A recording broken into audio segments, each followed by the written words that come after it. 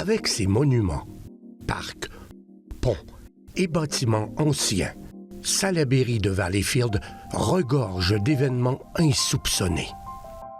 Chaque fois qu'on passe devant l'un d'entre eux, on ne peut qu'imaginer l'histoire qu'il pourrait nous raconter. Quelle en est l'année de construction? Qui y a vécu? Que s'y est-il passé? Aujourd'hui, on a pensé vous dévoiler la trame historique de l'un d'entre eux.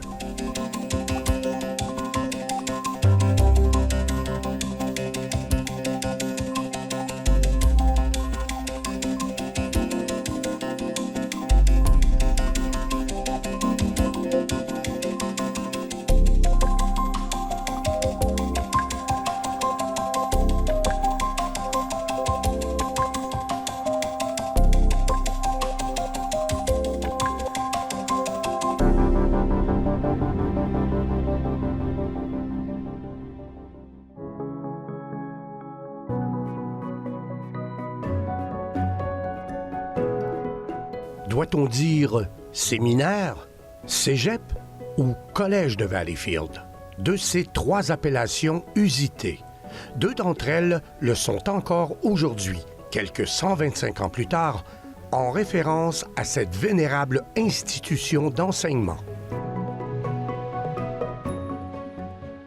Le 24 septembre 1892, John F. Sullivan, le maire de Salaberry de Valleyfield, ses conseillers et plusieurs marchands s'adressent à Monseigneur Joseph Médard-Aymar, qui a été le premier évêque du diocèse de Valleyfield. Le maire lui demande alors de fonder dans les plus brefs délais un établissement d'éducation supérieure en cette ville. En 1893, on assiste aux modestes origines du futur collège, alors que l'abbé Joseph-Charles Allard donne les premiers cours d'éléments latins à 4 élèves au local de la bibliothèque de l'évêché. En 1894, ce nombre passe de 4 à 14 étudiants. Alors, dès lors, Monseigneur Aymar donne à Joseph-Charles Allard, son secrétaire, le mandat de fonder un collège pour garçons. Par ailleurs, en 1895, cette école épiscopale sera affiliée pro tempore à l'Université Laval de Québec. Le rapport annuel de l'Association du Collège de Valleyfield de 1922 considère l'année 1893 comme étant la date de la fondation du Collège de Valleyfield. Durant la construction d'un collège sur la rue Champlain, l'on érigea une structure en briques de 2 étages au sud de la rue Salaberry. Au-dessus de son portique, l'on pourra y lire l'inscription « Séminaire 1895 ». Cet édifice sera béni par Monseigneur Aymar le 22 août 1895. Les premiers étudiants occuperont les locaux dès septembre. Les élèves du séminaire 1895 seront intégrés au collège de la rue Champlain à la rentrée scolaire de 1896. Le 9 septembre 1896, Monseigneur Joseph Médard-Aymar reçoit la confirmation de l'affiliation du nouveau collège à l'Université Laval et que les examens déjà passés par les élèves à l'école épiscopale pourront compter pour le baccalauréat. Monseigneur Raphaël Méry Delval est le délégué apostolique envoyé au Canada par le pape Léon XIII en mission spéciale concernant les écoles du Manitoba. Il sera en visite à Salaberry de Valleyfield du 21 au 23 avril 1897. Monseigneur Delval présidera la bénédiction solennelle du Collège de Valleyfield le 22 avril. Il rentrera à Rome après 4 mois passés au Canada. Il sera nommé cardinal, secrétaire d'État du pape Pie X et secrétaire de la Sacrée Congrégation du Saint-Office. Léon XIII l'aurait estimé être un pape en devenir.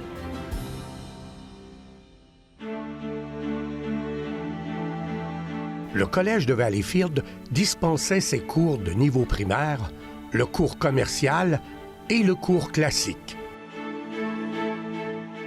En tenant compte, au début du 20e siècle, de la construction des écoles primaires Notre-Dame de Bellerive, Aymar, Garneau, Marie-Rose et Salaberry, il n'est pas surprenant d'apprendre au collège la cessation de l'offre des cours du niveau primaire à compter de 1902. Le 31 mai 1880, sœur Marie-Léonie fonde au Nouveau-Brunswick l'Institut des Petites Sœurs de la Sainte Famille. La communauté offre du support en art domestique aux prêtres en fonction dans les maisons de formation, tels les séminaires classiques. Pour les besoins du collège de Valleyfield, Monseigneur Aymar accueillera 7 religieuses de cette communauté le 2 janvier 1900. Le 26 avril 1902, Mère Marie-Léonie sera présente au collège pour accueillir les 5 sœurs Clarisses fondatrices du monastère en devenir. Elles y seront hébergées durant 3 mois et demi, le temps de terminer la construction du monastère Sainte-Claire, une première au Canada. Mère Marie-Léonie sera béatifiée à Montréal le 11 septembre 1984 par le pape Jean-Paul II lors de sa visite au Canada. De sa présence au Collège de Valleyfield, nous retenons en 1900 son inscription de séminariste en philosophie, tout donnant des cours de 1900 à 1902. En septembre 1902, il retourne au Grand Séminaire de Montréal. En janvier 1903, il revient au Collège de Valleyfield comme professeur et fondera l'Académie Aymar.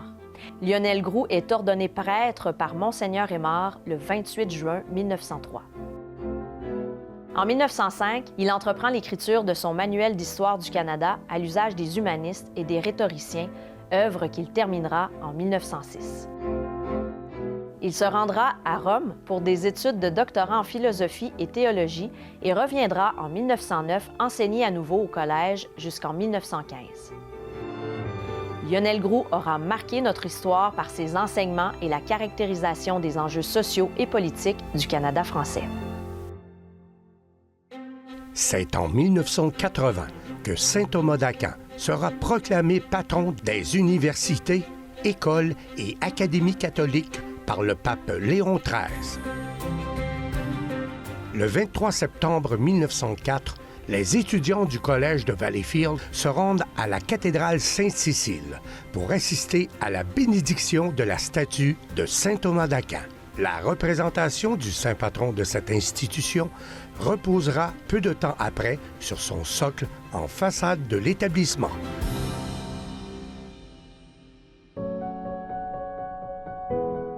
En octobre 1926, on entame les travaux de construction de l'aile des enseignants. Monseigneur Joseph-Alfred Langlois procéda à sa bénédiction le 7 novembre 1927. C'est sous la direction de Raphaël Bélanger, ingénieur constructeur de Salaberry de Valleyfield, que sera érigée l'aile ouest du séminaire de Valleyfield. La chapelle du Sacré-Cœur verra le jour, de même qu'un auditorium de 1000 places, et dans l'aile est, il construira une aile neuve, des laboratoires, de nouveaux locaux. Cet édifice fut érigé selon les plans de l'architecte Pierre Dionne. Il comprend principalement une bibliothèque, des salles de cours, un auditorium, des résidences et quelques bureaux. Le 7 novembre 1969, le Cégep de Valleyfield achète les édifices du séminaire de Valleyfield et le terrain borné par les rues Champlain, Saint-Thomas, Salaberry et Chemin-Larocque. L'achat comprend également l'aréna Salaberry et 2 terrains connexes. Le 18 juin 1970, des mégots ignés d'un cendrier jeté dans la chute à papier provoquent un incendie dans l'aile est du Cégep de Valleyfield. Ce secteur, loué par la Commission scolaire régionale de Salaberry, est également appelé École Saint-Thomas. La centaine de pompiers, dont les locaux, ceux de la brigade d'incendie de la CIL de Nitro, ceux de Beauharnois, La Chine, La Salle, Hemingford, Sainte-Martine et de Saint-Anicet, ont mis 12 heures à circonscrire l'élément destructeur. Les pertes furent évaluées à 4 millions de dollars. La reconstruction débuta au cours des mois subséquents à ce sinistre.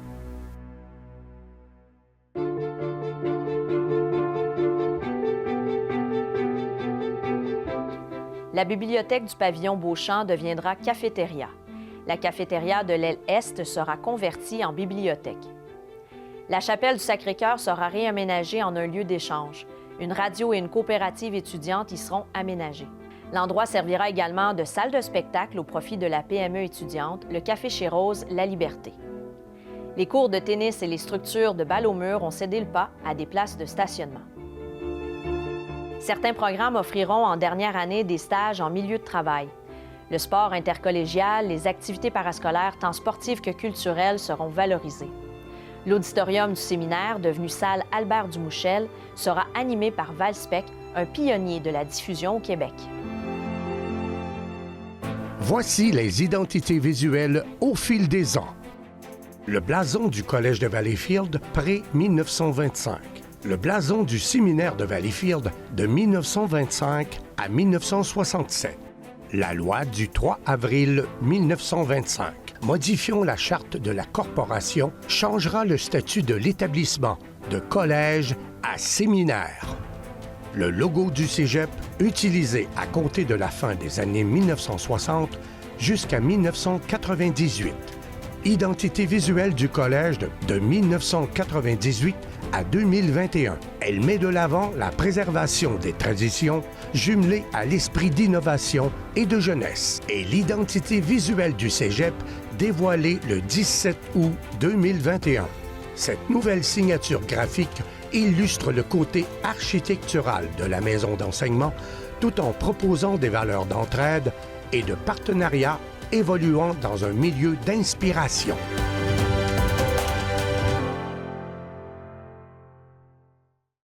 Le Cégep de Valleyfield a procédé le 10 juin 2019 à l'inauguration de nouveaux locaux dans son centre d'études de Vaudreuil-Dorion, un milieu principalement adapté aux besoins de la formation continue et du service aux entreprises. Le Cégep a reçu l'autorisation du ministère de l'Éducation et de l'Enseignement supérieur de mettre sur pied, à titre expérimental, un site d'enseignement collégial à Saint-Constant. Il a été inauguré le 22 août 2019. Une équipe de médecins, des étudiants, des membres de la direction et des enseignants en soins infirmiers forment une clinique-école en santé. Cette première dans la région propose des stages complémentaires à ceux qui sont offerts en milieu hospitalier, en accueillant sur la rue Champlain des patients qui sont référés par le CIS de la Montérégie-Ouest. Il propose aussi à la communauté régionale des périodes de consultation sans rendez-vous. Cette clinique-école en santé contribue au développement de nouveaux travailleurs essentiels tout en offrant un meilleur accès à des soins pour toute la communauté. En 2018, le Cégep de Valleyfield a inauguré un nouvel immeuble offrant une quarantaine d'unités supplémentaires de logements pour étudiants, construit à 2 pas du collège initial de 1896. Une nouvelle phase de construction est prévue afin de bonifier l'offre de résidence et centraliser l'ensemble des unités sous un même toit. Avec les développements réalisés et à venir, assurément, le Cégep de Valleyfield demeure un levier d'attraction et de rétention de notre relève dans l'ensemble des 5 MRC du territoire de la Montérégie-Ouest.